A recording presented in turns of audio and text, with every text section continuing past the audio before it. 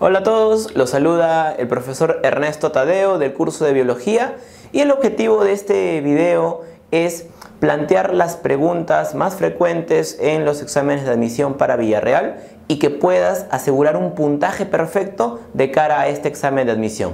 No te olvides de suscribirte a nuestro canal y de seguirnos para muchos más videos. Hola chicos, vamos a ir revisando preguntas para el examen de admisión Villarreal, así que vamos con la primera pregunta. Vamos a concentrarnos en esta primera parte en preguntas sobre el tema de bioquímica. Por ejemplo, la pregunta número 1 nos dice, ¿no? El azúcar más utilizado por la célula es. Ya que nos hablan de azúcar, debemos de entender que estamos enfocándonos en el tema de bioquímica, pero hablamos de glúcidos.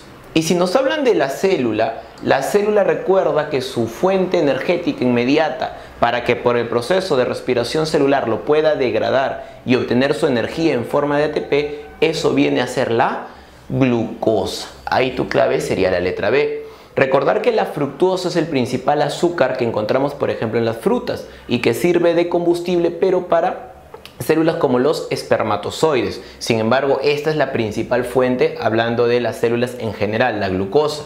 La ribosa es una pentosa que se encuentra a nivel de lo que es el ácido nucleico llamado ARN. La maltosa es un disacárido que permite, ¿te acuerdas? La formación se forma a partir de lo que es glucosa y dos glucosas, glucosa más glucosa, mientras que la galactosa es un tipo de monosacárido que forma parte de la lactosa, parte de lo que es la leche. Entonces, en la pregunta número 1 marcamos la letra B, glucosa. Vamos a ver la pregunta número 2. Dice así: en la naturaleza, los seres vivos presentan biomoléculas en su composición. Estas son, seguimos hablando del tema de bioquímica. Tenemos carbohidratos, lípidos, proteínas y ácidos nucleicos, carbohidratos, agua, sales, colesterol, lípidos, proteínas, aminoácidos y sales, sacarosas, amoníaco, aminoácidos, cloruro de sodio, calcio, fósforo, sales y agua. Si hablamos de biomoléculas, recuerda que las biomoléculas se forman por asociación de bioelementos. Entonces, si yo junto varios elementos, formo una biomolécula. Los principales elementos son, por ejemplo, el carbono, el hidrógeno, el oxígeno y el nitrógeno. Ahora, a partir de ello, ¿qué puedo descartar? Descarto, por ejemplo, la E, porque no me está dando biomoléculas, acá me está dando bioelementos, me está hablando de calcio, me está hablando de fósforo. Los demás, por ejemplo, sí son moléculas. Pero si analizamos las 4 alternativas que nos quedan, te darás cuenta que hay una de las alternativas donde las 4 biomoléculas tienen algo en común, que son biomoléculas de tipo orgánico. Entonces esas 4 biomoléculas sí van a estar en la composición de los seres vivos. Es así que nosotros tendríamos que marcar que en la naturaleza los seres vivos presentan biomoléculas como carbohidratos, lípidos, proteínas y ácidos nucleicos, porque las 4 son biomoléculas de tipo orgánico. Entonces en la número 2 marcamos la letra A. Vamos a ver una tercera pregunta. Nos dice, grasa neutra que más abunda en la naturaleza y representa una gran reserva energética. Aquí nos enfocan específicamente a la biomolécula de los lípidos. Seguimos hablando de bioquímica, pero con la parte de lípidos. Tenemos colesterol, cutina, triglicéridos, fosfolípidos y glucolípidos. Estos dos, fosfolípidos y glucolípidos, son lípidos complejos. Los triglicéridos y la cutina vienen a ser lípidos simples, mientras que el colesterol es un lípido que se considerará lípido derivado. Si nos hablan de grasa neutra, esto es el punto central para hallar la pregunta, para hallar la respuesta a la pregunta, chicos. Si hablamos de grasa neutra, esto es un triglicérido, de frente. Ese es el concepto inmediato que tenemos que saber. ¿Cómo lo corroboramos? Que me dice, es una gran reserva energética. Recordar que nosotros, los seres vivos, en el caso de los humanos, en el caso de los mamíferos, debajo de nuestra piel tenemos una capita de grasa, que por ejemplo en el caso de animales que se encuentran en zonas polares, en zonas muy frías, esa capa de grasa es de bastante grosor para permitir soportar las altas temperaturas. De esta forma son termoaislantes y es por ello que hablamos de los triglicéridos. La cutina es una cera que recubre a las hojas. En el caso de los fosfolípidos y glucolípidos, son lípidos complejos que podemos encontrar. Fosfolípidos, eso sí es importantísimo, recuérdalo, ¿eh? Membranas biológicas, se encuentra a nivel de las membranas celulares. Y los glucolípidos son lípidos también complejos que se encuentran a lo largo del sistema nervioso. ¿Ya? Entonces, en la pregunta número 3, la respuesta sería la letra C, hablando de los triglicéridos. Dato importante de ellos, su estructura. Recuerda, un triglicérido está conformado por 3 cadenas de ácidos grasos unidos a un alcohol llamado glicerina o glicerol. Eso en la pregunta número 3. Vamos a la pregunta número 4. Dice, los siguientes fosfolípidos se encuentran en las membranas biológicas excepto. Siempre hay que tener cuidado cuando nos hablan del excepto. Fosfolípido. Cuando hablan de él de frente, ¿qué me tengo que acordar? Tengo que acordarme de la palabra membrana, ¿sí? Si hablamos de fosfolípidos, de frente nos enfocamos en las membranas biológicas. Lo que nosotros vamos a encontrar, por ejemplo, cardiolipinas, plasmalógenos, cerebrósidos y las ceramidas, estos 4 vienen a ser lípidos, tipos de fosfolípido que se pueden encontrar en diferentes tipos de membrana. Por ejemplo, las llamadas cardiolipinas son un tipo de lípido, tipo de fosfolípido que se encuentran específicamente a nivel de membranas, pero de membranas celulares, por ejemplo, de las mitocondrias.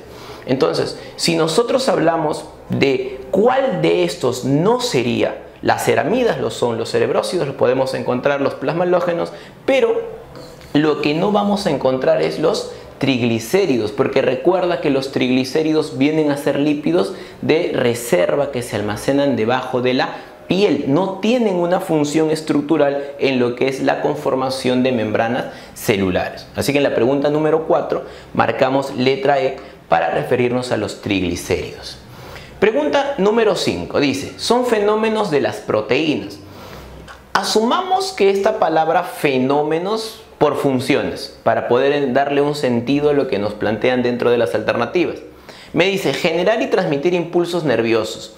Si recordamos esto de aquí, generar y transmitir impulsos nerviosos, la neurona está recubierta de una grasa, la cual se conoce con el nombre de mielina. Entonces, como me hablan de proteínas y aquí se enfocan con la transmisión de impulsos nerviosos, eso no puede ser su función, porque sería en todo caso de un lípido que llamamos mielina o esfingomielina propiamente. Intervenir en la reproducción de las células. Para que las células puedan reproducirse, necesitan realizar procesos de mitosis o procesos de meiosis, que su proceso viene más que nada enfocado en el material genético. Recordarás el ciclo celular, interfase, mitosis, interfase, meiosis. Todo ello está controlado en función a su material genético. No tampoco se relaciona con lo que es proteína. Pero la letra C, sí, mira. Controlar el crecimiento y la diferenciación. Debemos de entender que para nosotros poder crecer como seres vivos necesitamos, por ejemplo, una hormona, que es la hormona de crecimiento. Y si nosotros nos enfocamos en proteínas, recordarás que las proteínas tienen hasta 7 funciones biológicas: estructurales, mecánicas, de transporte, catalíticas, defensivas, de reserva y la que nos interesa en este punto, las proteínas reguladoras, también llamadas hormonales. Y entonces ahí es donde encajaría. Entonces la letra C es nuestra respuesta, chicos, y la letra D y la E ya totalmente se quedan descartados porque juegan con las anteriores. La única correcta sería la letra C. Controlan el crecimiento y la diferenciación, esto a nivel de las hormonas. ¿Ya? Entonces eso en la pregunta número 5. Vamos a la pregunta número 6. Retornamos un poquito a la parte de glúcidos. Dice, mientras los polisacáridos son compuestos formados por más de 10 monosacáridos, las proteínas están conformadas por... Debo de entender aquí algo importante para hablar de biomolécula orgánica. Siempre se puede hacer como una especie de analogía entre lo que es la constitución de una pared y una macromolécula como las biomoléculas orgánicas. Un ladrillo es la unidad para poder conformar a una pared. Este ladrillo necesita unirse mediante cemento para poder formar esta pared. Entonces lo que yo tengo que entender aquí es que las biomoléculas orgánicas, los glúcidos, los lípidos, las proteínas y los ácidos nucleicos son como esa pared constituida por bastantes unidades, por bastantes ladrillos. Hay que relacionarlo así, a ver. Si yo tengo un glúcido, lo más grande sería pues un polisacárido. y su ladrillo se denomina monosacárido. Si hablamos de los lípidos, complejos también estos, su unidad se denomina ácido graso. Si hablo de una proteína, su unidad se denomina aminoácido. Y si nos referimos a lo que es la parte de los ácidos nucleicos, ADN, ARN, su unidad se denomina nucleótido. Es así como tenemos la comparación, y haciendo esto, mientras que los polisacáridos, sería la pared, están conformados por monosacáridos, sería el ladrillo, las proteínas, otra pared, están conformadas por sus ladrillitos llamados aminoácidos. Así que en la número 6 nuestra clave sería la letra A. No puede ser ácido graso, esto es de lípidos, no puede ser nucleótidos porque eso es de ácidos nucleicos. ¿Ok? Pregunta 6 entonces, letra A. Pregunta 7. Dice, en el ADN las hebras complementarias de las cadenas de nucleótidos se unen a través de... Enfocamos ácidos nucleicos, una pregunta que genera mucha confusión. En los ácidos nucleicos podemos encontrar dos tipos de enlace. Hablar de enlaces llamados fosfodiéster y de enlace denominado enlace puente de hidrógeno. Cuando me hablan del ADN, debo de acordarme que el ADN está conformado por dos cadenas. Estas dos cadenas son cadenas antiparalelas, cadenas complementarias. Aquí mira, una que va de 5 a 3 y otra que va de 3 a 5. Si a mí me hablan del enlace fosfodiéster, el enlace fosfodiéster lo que une son nucleótidos, ¿sí? Pero al hablarme de las hebras complementarias, es como que yo tuviera aquí adenina de este lado y del otro lado yo tuviera timina. Del otro lado yo tuviera guanina y en el otro lado tuviera citosina. Esas bases nitrogenadas para poderse unir se forman de esta manera. Siempre entre adenina y timina hay dos puentes de hidrógenos y entre guanina y citosina hay tres puentes de hidrógeno. Entonces el enlace que une las cadenas para poder estabilizar a esta molécula del ADN son los enlaces tipo puente de hidrógeno. Así que en la pregunta número 7 la clave sería la letra B. Vamos a la siguiente pregunta. 8. Nuevamente enfocándonos en ácidos nucleicos, ADN en este caso. Dice, es una macromolécula que forma parte de todas las células. Ojo que nos dice, no corresponde. Macromolécula que forma parte de todas las células, sí. Seas una célula procariota o una célula eucariota, hay ADN. Si hablas de una célula eucariota, ese ADN se encuentra encerrado en el núcleo. Se encuentra también en organelas como las mitocondrias, como los cloroplastos. Si eres una célula procariota, el ADN está disperso, está libre en el citoplasma. Eso es lo primero. ¿Es un polinucleótido? Sí, porque está formado por cadenas. En el ADN hay dos cadenas de polinucleótidos y en el caso del ARN hay solamente una cadena, pero son cadenas de polinucleótidos. Forma parte de las mitocondrias, esto es lo que te acabo de decir. ¿Ves? Que el ADN se puede encontrar a nivel de mitocondrias, a nivel de plastidios como el cloroplasto. La E es un dato más que nada histórico, fue aislado por primera vez como Friedrich Mitscher, sí, se le considera a él como el que aísla por primera vez a esta molécula. No confundas con Watson y Crick. Watson y Crick son los que hacen este dibujito, son los que proponen el modelo de la doble hélice del ADN. No te vayas a confundir ahí. Lo que no corresponde sería la D. ¿Por qué? Porque en el ADN encuentras 4 bases nitrogenadas. Adenina, guanina, citosina y timina, siendo esta timina la que distingue al ADN del ARN. Recuerda que el ARN tiene uracilo, tiene adenina, guanina, citosina, timina, el ADN, adenina, guanina, citosina y uracilo si habláramos del ARN. Pregunta 8, clave, letra D. Vamos con la número 9. Son monosacáridos que se encuentran en los ácidos nucleicos ADN y ARN respectivamente. Si nosotros nos enfocamos en los monosacáridos, podemos enfocar que hay dos. Dentro de los monosacáridos vamos a tener monosacáridos, por ejemplo, de tipo pentosa.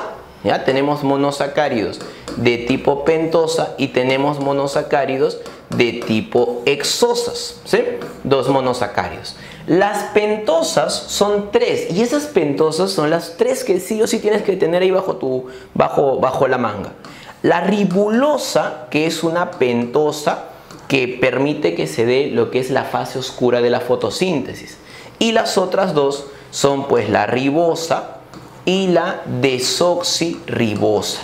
Esas moléculas, ribosa y desoxirribosa, se encuentran en el ARN, el caso de la ribosa, y en el caso de la desoxirribosa se encuentra en el ADN. Como aquí me habla de ADN y ARN, tendría que marcar la letra E. Se encuentra primero la desoxirribosa y luego se encuentra la ribosa. Pregunta 9, clave E. Vamos a la pregunta 10. Nos metemos un poquito en citología. Dice, en la teoría sobre la constitución de la membrana plasmática, el modelo del mosaico fluido fue propuesto por... El modelo del mosaico fluido nos dice que la estructura de la membrana está hecha en base a fosfolípidos y proteínas.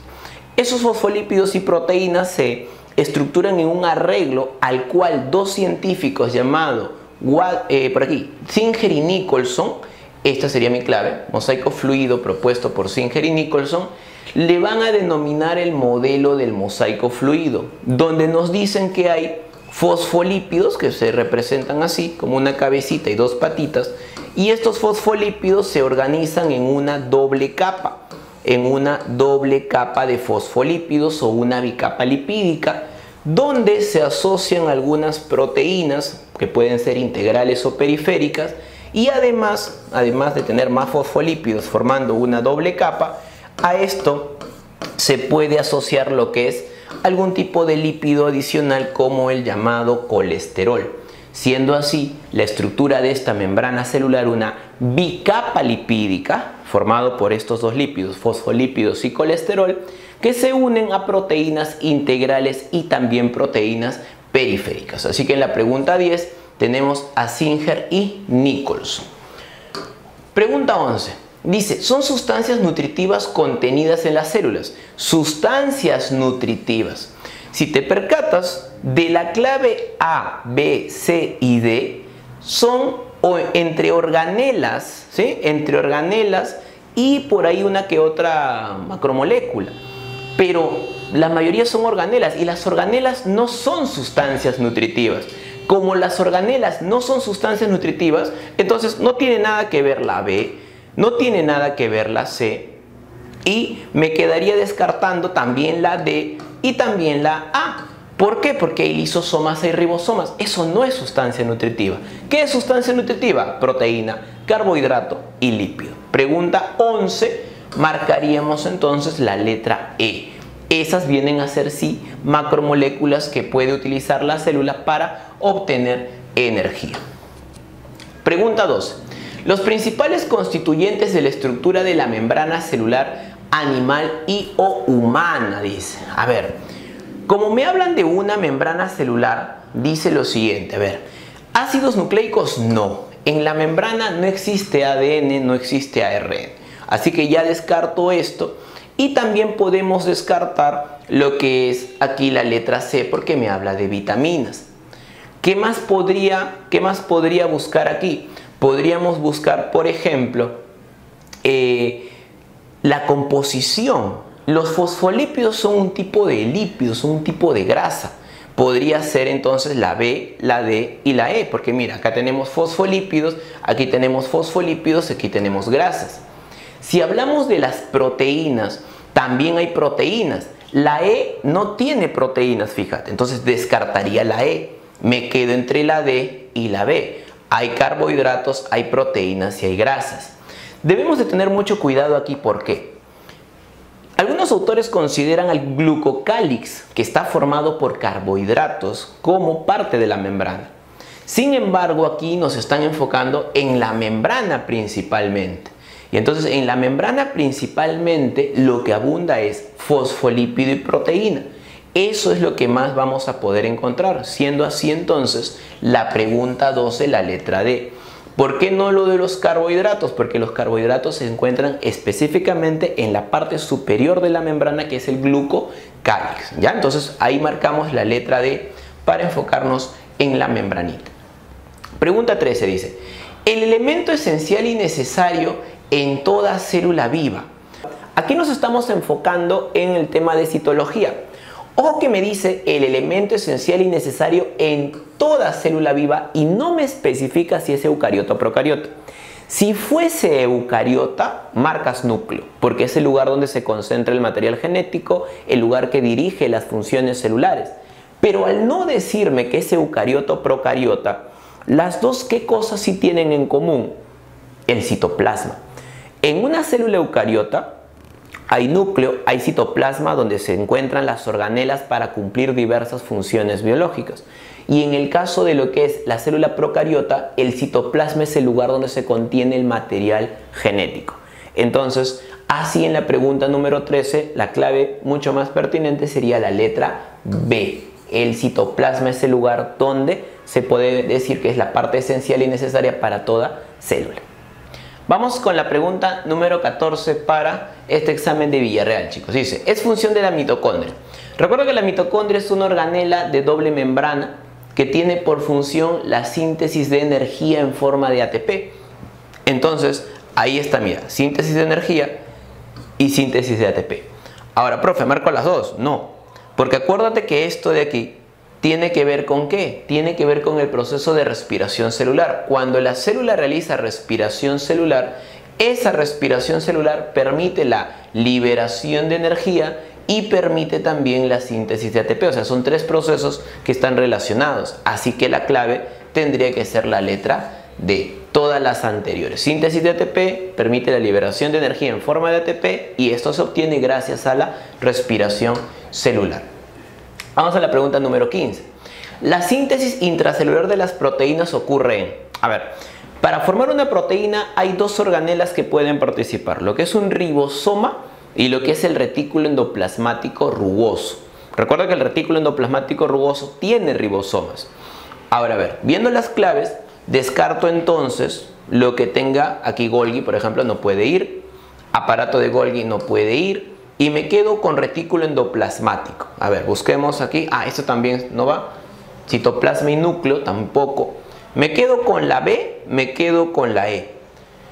El rugoso sí, pero las mitocondrias no realizan síntesis de proteínas, así que sería la E, el retículo endoplasmático rugoso y en los polisomas. Ahora tú dirás, pero profe, pero usted dijo ribosoma, no dijo polisoma. ¿Qué es un polisoma? Esto de aquí es un conjunto de ribosomas. Esto de aquí viene a ser un conjunto de ribosomas. Entonces, nuestra clave tendría que ser la letra E. El retículo endoplasmático rugoso porque tiene ribosomas y también los polisomas. Pregunta 16. Dice, es una organela transductora de energía. Esta palabrita, recuérdalo, organela que permite la formación de energía. Golgisoma, peroxisoma, glioxisoma, lisosoma, no. Estas tres se caracterizan por la presencia de muchas enzimas. En cambio, el golgisoma, su función es más que nada la secreción celular. Si hablamos de organelas transductoras de energía, pueden ser o la mitocondria o pueden ser lo que es el cloroplasto. Como no hay cloroplasto, nos queda la mitocondria, ¿no? Que como lo vimos en algunas preguntitas anteriores, la mitocondria permite la producción de energía en forma de ATP. Pregunta 16, entonces sería letra B, mitocondria. Aquí también dice, la síntesis de las proteínas en las células es realizada en... Ya habíamos visto una pregunta muy semejante con respecto a formación de proteínas, que puede ser tanto en el retículo endoplasmático rugoso como en los ribosomas. Como aquí no tenemos retículo endoplasmático rugoso, pero mira, ¿quién está? Ribosoma. Así que en la pregunta 17, sí o sí tenemos que marcar ribosoma. Esa sería pues la respuesta. 17 sería la C. Recordando algunas de las funciones. El lisosoma hace digestión intracelular, contiene enzimas digestivas, puede hacer procesos de autofagia, procesos de autólisis. El nucleolo es la estructura dentro del núcleo que permite, ¿qué cosa? Síntesis de los precursores ribosomales. En otras palabras, él ayuda a la formación de los ribosomas. Ya hemos hablado de la mitocondria, que es donde se produce energía, y el núcleo viene a contener el material genético. Pregunta 18. Las células necesitan deshacerse del H2O2. Esto se denomina peróxido. Esto se llama peróxido de hidrógeno. Entonces, para poderse deshacer de este peróxido de hidrógeno, lo logran reduciendo con enzimas almacenadas. Como esto se llama peróxido de hidrógeno, mira qué bonito acá. Justo hay una organela llamada peroxisoma. Este peroxisoma contiene una enzima llamada catalasa. Y esta enzima llamada catalasa desdobla al agua oxigenada, porque ese es su nombre comercial, agua oxigenada. ¿En qué? Lo desdobla en agüita más oxígeno. ¿Sí? Así se genera lo que es agua y oxígeno. Cuando tú te haces una herida y te echas agua oxigenada, esas burbujitas que tú ves, es esto. Es tu peroxisoma degradando al agua oxigenada. Así que en la número 18 marcaríamos peroxisoma. Una organela que ha aparecido aquí, centriolo, que permite la formación del uso mitótico o uso acromático. En otras palabras, permite la síntesis ¿de qué? De estas proteínas para poder garantizar la división celular. ¿Ya? Pregunta 18. Pregunta 19. La fracción soluble del citoplasma es el citoplasma tiene tres componentes.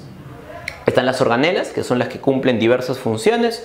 Está el llamado citoesqueleto, que contiene diferentes tipos de proteínas, considera el armazón de la célula. Y está el llamado citosol. ¿Qué cosa es el citosol? Es la fracción soluble, es la zona donde van a ocurrir las diversas reacciones químicas a nivel celular. Así que nuestra clave aquí tendría que ser la letra E. No te me confundas con mitosol. El mitosol es la parte soluble que encontramos en la mitocondria, es la llamada matriz mitocondrial. El carioplasma o nucleoplasma es la parte líquida que se encuentra dentro del núcleo. Ahí la diferencia. Pregunta 20. Dice, los citocromos, enzimas respiratorias que contienen hierro, se encuentran localizados en matriz mitocondrial, el citoplasma, membrana externa de la mitocondria, membrana plasmática o membrana interna de la mitocondria. ¿Cuál es el centro de esta pregunta? Como me hablan de enzimas respiratorias, sé que tengo que enfocarme en el proceso de respiración celular. Y este proceso de respiración celular tiene un punto donde participan enzimas como estos citocromos, que es la llamada cadena transportadora de electrones. Y esa cadena transportadora de electrones se da ¿en dónde? Esta es la membrana externa. Y luego está la membrana interna que se pliega. Esa membrana interna forma lo que comúnmente llamamos la cresta mitocondrial. Membrana interna es lo que conocemos como aquí cresta mitocondrial. En la 20 nuestra clave sería la letra E. Ahí está. Pregunta 21. Dice, los productos finales del ciclo de Krebs son ácido cítrico y ácido oxalacético, ácido pirúvico, anhidrido carbónico y agua, ácido láctico y agua o ninguna de las anteriores. Debemos recordar que al hablar del ciclo de Krebs, ¿cómo empieza el ciclo de Krebs? Un ciclo muy famoso que incluso tiene su rap, ¿no? El ciclo de Krebs empieza como cuando el llamado oxalacetato, ¿sí? ¿Te acuerdas la frase? Se condensa el acetil-CoA y el oxalacetato. Entonces, cuando se forma el oxalacetato, este oxalacetato ¿con quién se une? Se une con el acetil-CoA. Ahí, se forma con el acetil-CoA. Cuando el acetil-coenzima A se une al oxalacetato, va a formar lo que llamamos citrato. ¿Sí? Ese es el primer compuesto formado. Ahora, el producto final del ciclo de Krebs, viene el acetil-CoA, se une con el oxalacetato y forma citrato. Y ese citrato terminará formando isocitrato, alfa-acetoglutarato, succinil-CoA, succinato, fumarato, malato, calato, todas esas palabras medio raras, chicos, llegan ahí. Y luego de formar todo eso, fumarato, malato, aparece nuevamente el oxalacetato para unirse con el acetilcoenzima A. Eso significa que ese es el ciclo de Krebs. Pero ¿cuáles son los productos que se observan a partir del ciclo de Krebs? Se van a formar, ¿qué cosa? Mira, 6 coenzimas NADH, 2 coenzimas llamadas FADH2, se forma también lo que es el GTP, se forman 2 GTP y se forman 4 moléculas de dióxido de carbono. Esos son los productos finales del ciclo de Krebs. Como tal, ninguna de las alternativas me lo da, marco la E. Ninguna de las anteriores. Estos son los productos finales del ciclo de Krebs. Pregunta 22. En la respiración anaeróbica se gasta como energía de activación proceso llamado glucólisis. Este proceso de glucólisis se da a nivel del citosol, a nivel del citoplasma de la célula, ¿te acuerdas?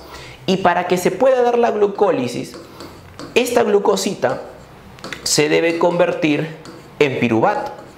Para que la glucosa se convierta en piruvato, primero se tiene que invertir 2 ATP para que producto de una serie de reacciones se pueda dar una ganancia bruta de 4 ATP.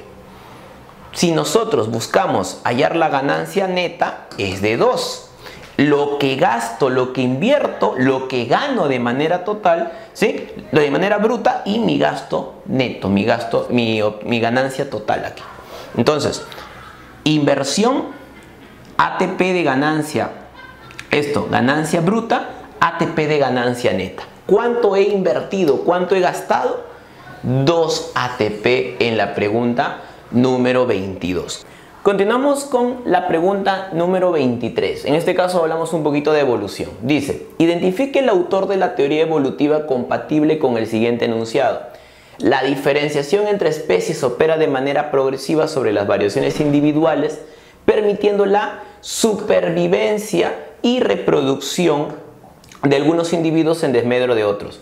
Esta palabrita supervivencia, y encima me dice que algunos individuos se ven beneficiados en desmedro de otros, eso es una frase muy típica de la teoría de la selección natural. Aquellos se ven beneficiados, hay otros que no.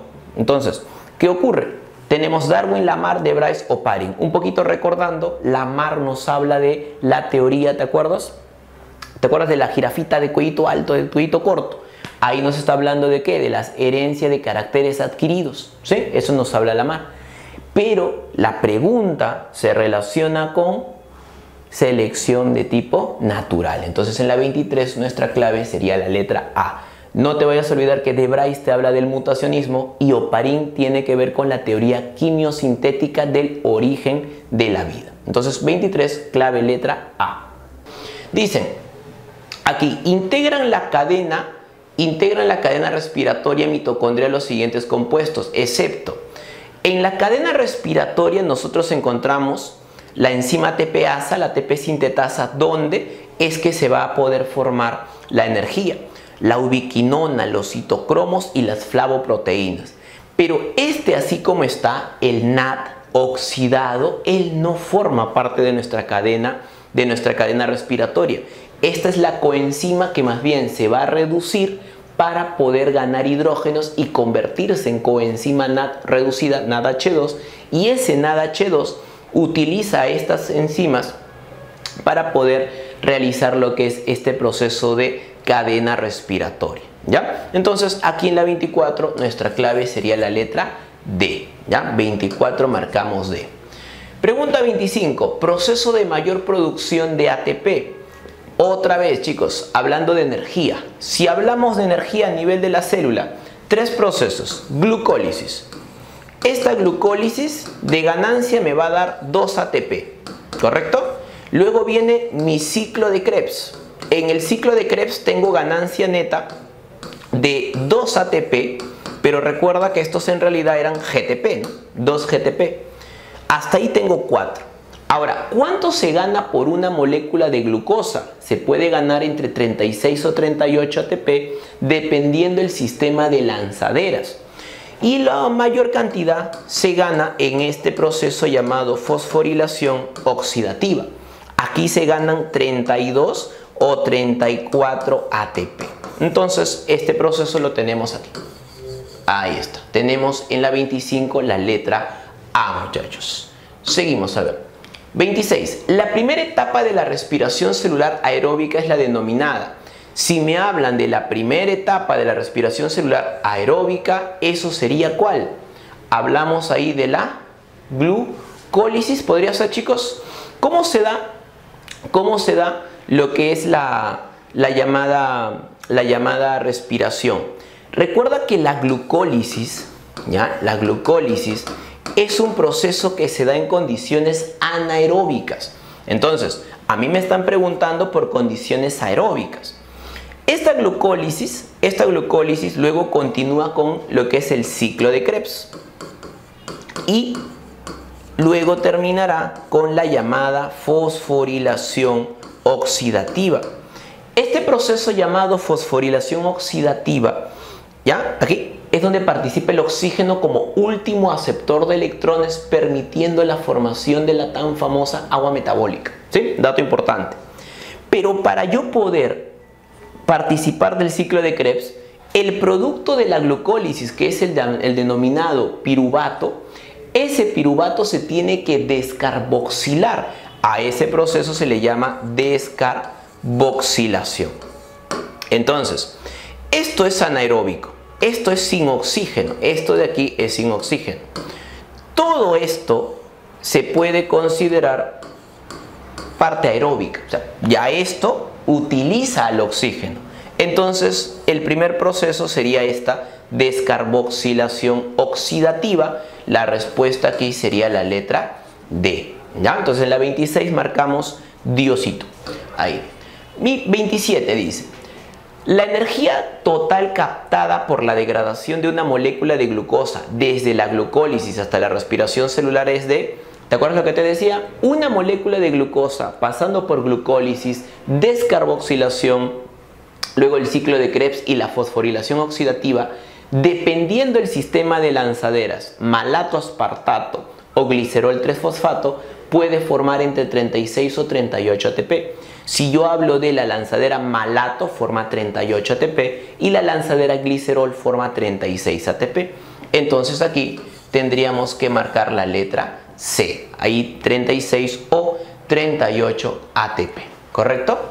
Bien, vamos continuando con las preguntas para Villarreal. Vamos a hacer la pregunta número 28. Dice: en el proceso no cíclico de la fotosíntesis, y bueno, tenemos ahí bastantes alternativas extensas, dice, el electrón de alta energía pasa en la fase oscura por el NADPH y los protones del agua se incorporan a la clorofila. Primero hay que entender esto, ¿no? Cuando se habla del proceso no cíclico, este proceso no cíclico, ¿qué cosa significa? Que se utiliza el agua, ¿ya? Sí o sí se va a utilizar el agua, que se va a producir ATP, se va a producir NADPH2 y si se utiliza el agua se tiene que desprender oxígeno. Eso es lo primero que debo de entender. Ahora, como acá me está diciendo el electrón de alta energía pasa a la fase oscura, los electrones de alta energía no pasan a la fase oscura. Los electrones de alta energía son la luz, se refiere a los fotones. Entonces, estos fotones tienen que actuar sobre las moléculas de agua para romperlas. A ese proceso le llamamos fotólisis, para que se pueda liberar lo que es el oxígeno. Y a partir de ahí es que recién se desprenden los electrones, se desprenden los protones, y esos electrones van a pasar a través de la llamada, ¿te acuerdas? Estas proteínas que se encuentran a nivel de lo que es el cloroplasto, ¿no? En el caso de la fase luminosa. Veamos la B, dice, el electrón de alta energía produce la fotólisis del agua, mira lo que te estaba diciendo. Entonces, cuando se da esta fotólisis del agua, se da la ruptura de la molécula del agua y se libera oxígeno, que desprende un nuevo electrón que se incorpora a la clorofila. Se debería de entender que esta clorofila forma parte de los fotosistemas. Entonces, al descomponerse la molécula del agua, estos electrones pasan primero hacia el fotosistema 2 y luego van a pasar a través de diferentes proteínas y llegarán hacia el fotosistema número 1. Entonces, aquí nuestra clave, porque a ver, dice la C, el electrón de alta energía pasa a la fase oscura, otra vez fase oscura, no puede ser. Letra D, el electrón de alta energía retorna a la clorofila y los protones del agua pasan a la fase oscura, no, nada que ver. Vamos con la letra B, chicos, ¿ya? El electrón, aquí sería el electrón de alta energía produce la fotólisis del agua y se desprenden nuevos electrones que se incorporan a la clorofila. Eso sería la pregunta número 28. Vamos a la pregunta número 29. Dice, las moléculas encargadas del transporte de hidrógenos desde el ciclo de Krebs hacia la cadena respiratoria son, tengo lo que es el NAD, ¿ya? Y tengo lo que es el FAD. Estas dos, ¿qué hacen? Van a ganar dos hidrógenos, van a ganar dos electrones y esto se va a convertir en ¿qué? Se va a convertir en NADH2, se va a convertir en FADH2. Cuando las moléculas están así, NAD y FAD, estas se consideran en estado oxidado. Dos hidrógenos, dos electrones van a capturar para reducirse hasta NADH2 y FADH2. Entonces aquí nuestra clave sería la letra B, NAD y FAD. Vamos a la pregunta número 30. Dice, ¿qué es lo que sucede en la función clorofiliana? ¿Qué se entiende por función clorofiliana? La capacidad que tiene la clorofila de poder captar la energía luminosa, ¿no? Para poder iniciar los procesos de la fotosíntesis. Dice, la planta toma el anhídrido carbónico del aire, fija el carbono y deja en libertad el nitrógeno, nada que ver con el nitrógeno. La planta toma el anhídrido carbónico del aire y deja en libertad el oxígeno para la respiración. Toma el anhídrido carbónico del aire y deja en libertad el oxígeno para la respiración. Si bien es cierto, es lógico, pero no se relaciona mucho con la función de la clorofila. Esto es una parte de la fotosíntesis, pero no se relaciona con la función clorofiliana. A ver, veamos la C. La planta toma oxígeno del agua. La planta toma oxígeno del agua, ya está mal. La planta no toma oxígeno del agua. La planta descompone al agua para la liberación de oxígeno y eso lo usamos nosotros. La D. La planta toma el anhídrido carbónico del aire, fija el carbono y deja en libertad el oxígeno para que se una con el agua. Ahí está mal. El oxígeno no se une con el agua. El oxígeno se libera, recuerda, a partir del agua. La E. La planta toma el anhídrido carbónico del aire, usa el carbono y deja en libertad el oxígeno y la función se realiza en los tallos verdes y hojas. Ya ves, mira, se parece mucho la B y la E. Sin embargo, como me hablan de función clorofiliana, tendría que ir por acá. Nuestra clave sería la E. Recuerda que los órganos fotosintéticos son las hojas y los tallos verdes, ¿sí? Entonces, por ello, en la número 30 marcamos la letra E. Pregunta 31. Lugar a donde llega suficiente luz para la fotosíntesis. ¿Qué cosa es esto, chicos? Aquí estamos viendo sobre las zonas donde se va a captar la luz en el proceso fotosintético.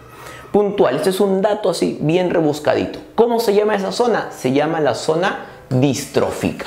Ahí en la 31 tendríamos que marcar la letra A, zona distrófica. Ese es el lugar donde se capta la luz para el proceso fotosintético. Pregunta 32. La fase lumínica de la fotosíntesis comprende las siguientes partes. Entendamos que todo lo que sea fase luminosa va a llevar lo que es la palabra foto. Y hay procesos que son de la fase oscura. Por ejemplo, si a mí me hablan aquí de carboxilación, no puede ser, porque carboxilación es fase oscura. Si me hablan, por ejemplo, de ciclo de Krebs, tampoco, porque el ciclo de Krebs forma parte de la respiración. Si me hablan de glucólisis, tampoco, porque la glucólisis es un proceso que se da también en la respiración. Entonces, no es la A, no es la B, no es la D. Tengo la C y tengo la E. Fotofosforilación cíclica y fotofosforilación acíclica. Si me hablan de la fase luminosa puede hacer tanto cíclica y acíclica. Sin embargo, esas no son sus partes, no son fases. O bien haces una o bien haces otra. Si tú haces la acíclica, utilizas el agua. Si haces la cíclica, no utilizas el agua. Entonces descarto así la C y me quedo la E, la fotofosforilación, que permite la obtención del ATP. Tendríamos que marcar la letra E. En la 32, clave la E, muchachos. Vamos a la pregunta 33. El movimiento que realizan los cloroplastos durante las horas de luz se denomina. Hay una función muy particular que tienen los cloroplastos a moverse en el citoplasma. Ese movimiento de organelas a nivel citoplasmático, donde participa el citosol, ayudado por lo que son los microfilamentos de actina, se denomina ciclosis, ¿sí? Se denomina ciclosis. Esto en general se entiende como el movimiento de organelas a nivel citoplasmático. Entonces, pregunta 33, letra C, ciclosis. Pregunta 34. La fotosíntesis es un proceso que se realiza dentro de los cloroplastos a nivel D. A ver, debemos de entender que la fotosíntesis es un proceso que se va a dar tanto como fase luminosa como fase oscura. Entonces, si nosotros decimos que esta fotosíntesis es un proceso que se realiza en los cloroplastos a nivel D, tendríamos que ver que puede ser la función. ¿Cuál es la función fotosintética? El objetivo de esta fotosíntesis es la formación de glucosa, es la formación de moléculas orgánicas. Entonces, si nosotros queremos formar estas moléculas orgánicas, este proceso se da específicamente en el estroma, se da a nivel de la llamada fase oscura o ciclo de Calvin. Así que, porque esta fotosíntesis tiene como objetivo esta glucosa, que es una molécula orgánica, marcamos la B. 32, estroma. ¿Ya? Seguimos por aquí. Número 35. Mira, ¿cómo se relaciona esta pregunta? ¿Ves? El objetivo de la fotosíntesis realizada por la planta es generación de moléculas orgánicas de oxígeno, formación de nutrientes orgánicos, elaboración de agua y oxígeno, transformación de la energía química en radiante. Todas las anteriores son correctas. A ver, podemos aquí asumir esto. Transformación de la energía química en radiante, no. Más bien es la energía luminosa se transforma en energía química. Con eso también se va la E. Elaboración de agua y oxígeno, formación de moléculas de aguas y oxígeno. Chicos, la fotosíntesis no le importas tú, o sea, a la planta no le importa lo que tú hagas. A la planta lo que ella quiere es formar sus moléculas orgánicas. Y entonces, como la planta quiere formar sus moléculas orgánicas para alimentarse, de yapa, si lo que no le sirve de desecho libera el oxígeno. Entonces, descarto esto y me queda la B. Formación de nutrientes orgánicos, formación de moléculas orgánicas. Eso es lo que quiere la planta. Que te dé oxígeno es otra cosa que se considera como desecho. ¿Ya? Pregunta 35. Pregunta 36. La fotosíntesis básicamente se realiza en las... Cuando hablamos de la fotosíntesis hay un tejido. A ver, vamos así, mira. La planta hace fotosíntesis. Las algas pueden hacer fotosíntesis, incluso las cianobacterias. Son seres vivos fotosintéticos. El órgano fotosintético por excelencia se llama la hoja. El tejido fotosintético por excelencia se llama parénquima clorofiliana. Dato, los tallos verdes también pueden hacer fotosíntesis. Entonces tengo mi parénquima. La célula vegetal es la encargada de hacer fotosíntesis en la organela llamada cloroplasto, y esta organela contiene un pigmento fotosintético llamado clorofila. Tomando en cuenta eso, tendríamos que buscar que esto se da a nivel de las células parenquimáticas de las hojas. 36 sería la letra B. 37. La mayor cantidad de sustancias inorgánicas que se convierten en materia orgánica nutricia mediante la fotosíntesis es el o la. Nosotros consumimos esta glucosita y esta glucosita se obtiene a partir del CO2. ¿Correcto? El CO2 se fija durante la fase oscura en el famoso ciclo de Calvin, y este ciclo de Calvin permite que este CO2 se convierta en glucosa. Este CO2 llamado también anhídrido carbónico o dióxido de carbono. Aquí lo tenemos así. Entonces aquí marcamos la pregunta 37. Dióxido de carbono, chicos, sería nuestra clave. Vamos a la pregunta 38. Dice, la fijación del carbono presente en el dióxido de carbono durante la fotosíntesis se produce. Como me habla de la fijación del carbono, esto se da durante un ciclo llamado Calvin, que muchos lo conocemos también como la fase oscura. No vayas a caer con fotólisis porque esto es fase luminosa. No vayas a caer con ciclo de Krebs porque esto es respiración celular. Así que nuestra clave tendría que ser la letra B. El ciclo de Calvin-Benson es donde se realiza esa fijación del carbono, y si no ingresara el carbono no se podrían sintetizar moléculas orgánicas. 38, clave B. Pregunta 39. La fotólisis en la fotosíntesis comprende el... Chicos, foto, luz, lisis, ruptura.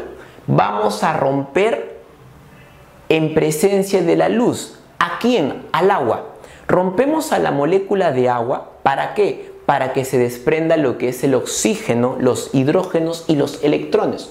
Entonces, rompimiento de la molécula de dióxido de carbono, no. Ahí está. Rompimiento de la molécula del agua. En la 39 la clave sería la letra B. No es liberación de moléculas de agua, no se vayan a confundir. Cuando se rompe la molécula de agua, lo que se libera en todo caso es oxígeno. 39 clave, letra B. 40. Aquí ya nos metemos en la parte de división celular. Dice, el proceso de división regular de una célula en tal forma que cada una de las células hijas recibe el mismo número de cromosomas que poseía la célula progenitora, se conoce con el nombre de... Nosotros tenemos dos tipos de células, somáticas y sexuales. Las células somáticas se caracterizan por hacer un proceso llamado mitosis, donde, en el caso humano, una célula con 46 cromosomas diploide, se le representa así 2N, después de hacer mitosis, se convierte en dos células también diploides, o sea, dos células también con 46 cromosomas diploides. A este proceso, ¿cómo le llamas? Mitosis. No confundas con la meiosis, que en la meiosis una célula con 46 cromosomas se divide dos veces. Y cuando se divide dos veces va a generar 4 células hijas. Pero estas 4 células hijas ya no tienen 46 cromosomas, sino tienen 23. Son 4 células hijas haploides. Entonces así, en la número 40, nuestra clave sería la letra A. Sería el proceso de mitosis. Pregunta 41. ¿Durante qué fase de la mitosis se produce la migración de los cromosomas hacia los polos celulares? La mitosis tiene 4 fases: profase, metafase, anafase y telofase. En la profase se desintegra la carioteca, se condensa la cromatina, se forma el huso acromático. Luego viene la metafase, característica porque los cromosomas se alinean en el ecuador de la célula, formando la llamada placa metafásica o placa, ¿sí? O placa ecuatorial. Y cuando el cromosoma se rompe, porque el cromosoma tiene como una correíta en el medio llamado centrómero, cuando ese centrómero se rompe, las mitades del cromosoma, ¿qué hacen? Se terminan separándose. Ahí mira, se terminan separando. A esto le llamamos anafase, a la ruptura de ese centrómero, generando la llamada disyunción. Entonces esa disyunción se da en anafase. No te olvides que la metafase da ahí formación de placa ecuatorial. Entonces esto sería metafase. No, perdón, como me habla de la migración, anafase aquí. Ahí en la 41 sería anafase, porque se está enfocando en esto. Si me preguntaran por la placa, marco metafase. Aquí. 42. Al final de la interfase del ciclo celular, la cantidad de cromosomas de una célula será. La interfase es una etapa donde una célula, que es diploide, tiene que duplicar su material genético para luego dividirse. Entonces, si esta célula duplica su material genético durante lo que es este proceso llamado interfase, luego de la interfase, ¿qué cosa hay? Hay 2 veces ese material genético. Eso lo tenemos ¿en dónde? En la D, mira. Lo tenemos aquí. 2 veces sus cromosomas. ¿Sí? Tiene 2 veces sus cromosomas. En la pregunta 42 sería la letra D. Continuamos con la pregunta 43. Seguimos en el tema de ciclo celular. Dice, etapa de la mitosis en la que se produce la separación o disyunción de las cromátides a través del centrómero. Recuerda que los cromosomas tienen aquí una constricción. Esa constricción media se llama centrómero. Cuando este centrómero se rompe, este cromosoma se termina separando en 2 mitades. A esas mitades se le llama cromátides. ¿En qué momento ocurre esto? Ocurre durante la anafase. Entonces, en la pregunta 43, nuestra respuesta sería anafase. Clave, letra D. Pregunta 44. El primer nivel biótico del mundo viviente está dado por... Nos estamos enfocando aquí en los niveles de organización de la materia viva, ¿no? Un poco más de ecología se está metiendo. Pero como nos habla del primer nivel biótico, ¿cuáles son los niveles bióticos? La célula, porque ahí es donde empieza la vida. Luego vienen los tejidos, luego están los órganos, están los sistemas y luego estos van a formar a un individuo, un organismo. Entonces, esta es la parte biótica. Todo lo que está por debajo de ello, lo que hay, átomos, moléculas, macromoléculas, supramoléculas, forman a la vida, pero no tienen vida en sí mismo. Y por encima de ello se habla de un nivel superior, un nivel ecológico, donde están las poblaciones, las comunidades y el ecosistema. Entonces, el primer nivel biótico del mundo viviente sería el nivel celular. Ahí nos enfocamos con la célula. Pregunta 44, letra E. 45. En un ecosistema, la función que desempeña un organismo se conoce. Aquí hay dos cosas que tienes que distinguir bien para no confundirte. Hábitat de nicho.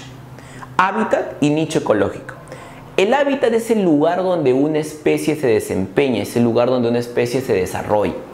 En cambio, el nicho es el rol, es la función, es la ocupación o trabajo que realiza un ser vivo sobre un ecosistema.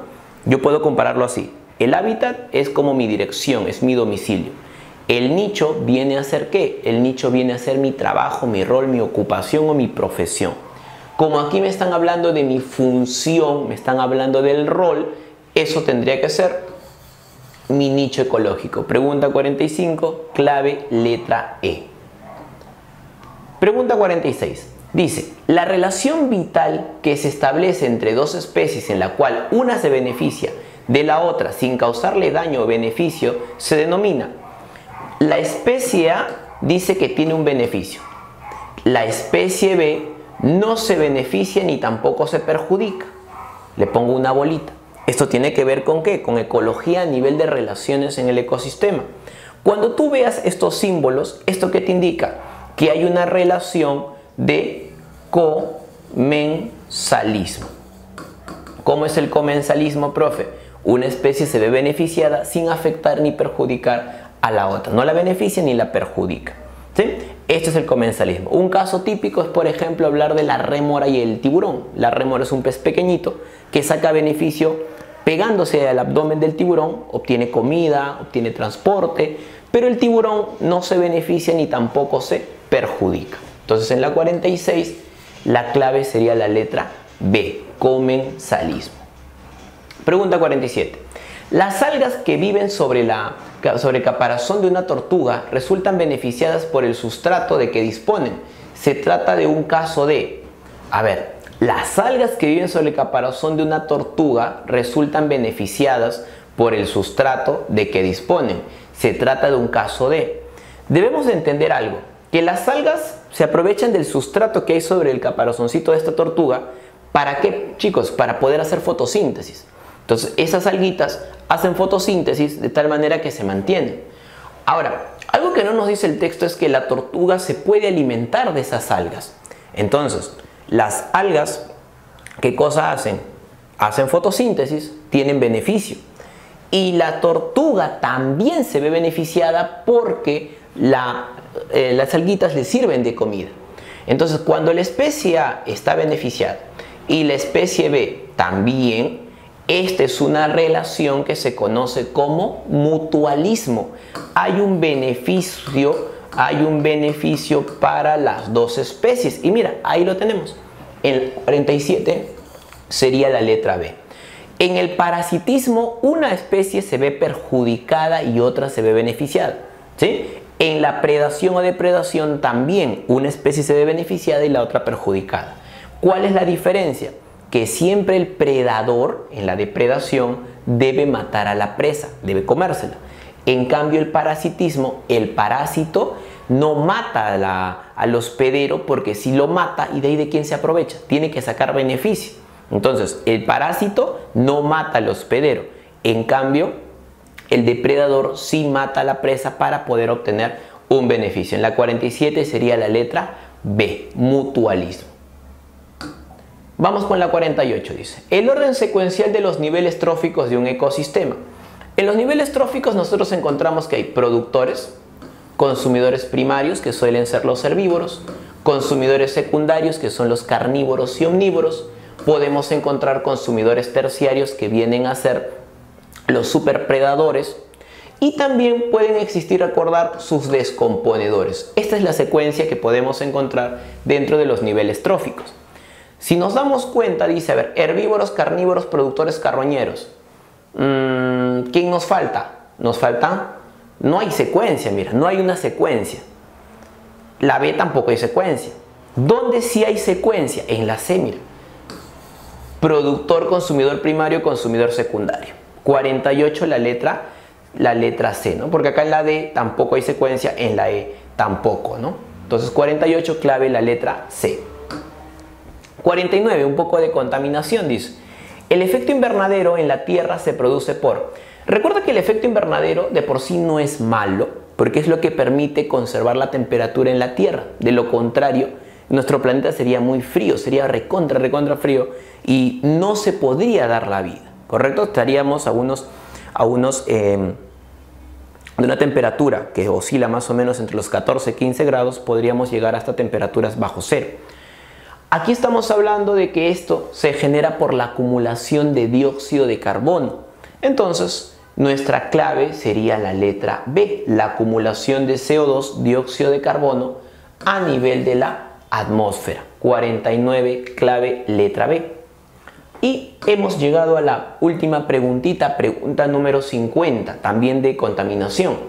Es una sustancia que protege a la Tierra de los rayos ultravioleta producida a partir del oxígeno, la cual se encuentra conformada en la atmósfera superior. Hay una forma alotrópica del oxígeno que se conoce como el O3. Este O3 se conoce pues comúnmente con el nombre de ozono. Este ozono forma la capa de ozono que permite que cuando llega la radiación lo ve reflejado. Esto es lo que evita que la radiación ultravioleta llegue hacia nosotros, ocasionando pues problemas a la piel, problemas a la visión. Clave en la número 50 sería capa de ozono. Listo. Y bueno, hemos llegado pues al final de estas preguntas de admisión para poder enfocar y hacer ese puntaje perfecto en lo que es biología para tu examen de Villarreal. Espero pues que este contenido te haya servido y de esta forma puedas encaminarte hacia ese ansiado ingreso que seguramente vas a lograr en este próximo examen. Nos estamos viendo en una próxima ocasión. Ya sabes, muchos éxitos, un fuerte abrazo, nos estamos viendo.